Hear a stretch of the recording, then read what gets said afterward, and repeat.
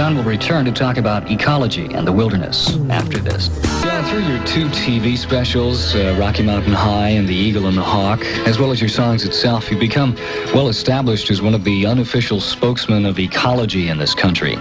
What kind of shape is the United States in? And what is the biggest single threat to our existence? Well, I have a great concern for the world around us. A lot of people, I think, are concerned about making our world uninhabitable for people. In other words, when we reach a point where brownouts and smog start killing people on the street, that's making that situation uninhabitable. And when that point comes, I'll bet you people will start doing something about it. You see, the survivors will do something about it. I don't think that we're capable of destroying the planet. See, Mother Earth is a pretty strong lady. She's been around for a long time. And my observation is that she takes care of herself pretty well. And when we start inflicting little scars, little hurts, little pins and pricks over here to the point that she can't tolerate it anymore, she'll take care of us, and she will go on, and we will be the losers in that little battle. I think that the world around us, the environment, the wilderness, is very much a part of our lives. My sense of people that have gotten out of touch with the planet is that their lives are not very full, not very complete. There's a lot of frustration, emptiness, all the things that we've been talking about earlier, and that the values change. I think that there's something that happens when you go out and stand naked in the sun with the wind blowing against you and your bare feet in the sod.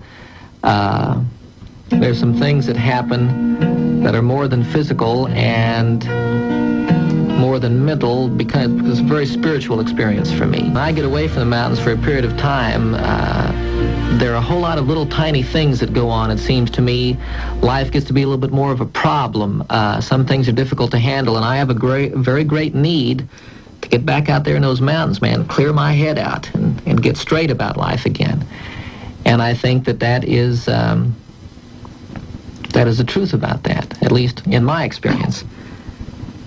So my consideration is that if we do not preserve that part of our lives, which is a very real part of our existence, that our existence will suffer for it. Very simply that. And the track that we're on now is leading toward that, it seems to me. The biggest threat to our survival is the lack of consideration for all of the things that go along hand in hand to make our existence what it is. And a part of that is the wilderness, a part of that is the wildlife. And if we destroy that, if we have no place to go, you know, it's amazing the number of people now who are getting into things like bike riding. Going to the beach here in California is a very big thing, I understand. People who go out and go skiing. There are a lot of different games that we have applied now to getting out and getting away from the city. But what it is getting out and getting away from the city.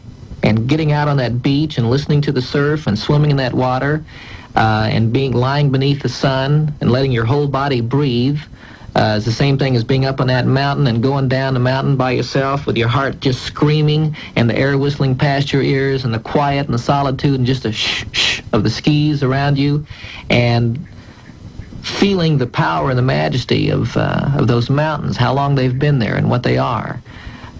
Anybody who's ever been outdoors at night on a really clear night and seen the billions and billions of stars that there are up there, I'll bet you that if they look at the experience of that there is a change that takes place in their bodies and in their minds when they do that. If it's only, maybe the only verbal